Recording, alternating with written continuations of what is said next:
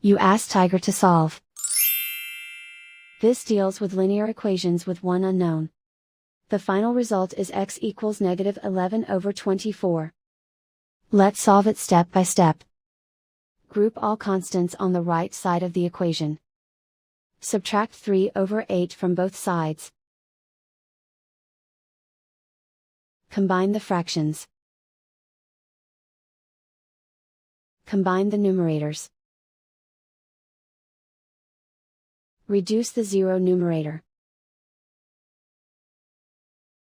Simplify the arithmetic. Find the lowest common denominator. Multiply the denominators. Multiply the numerators.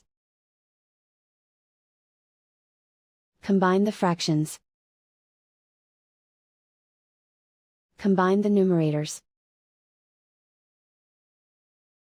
And so the final result is x equals -11/24.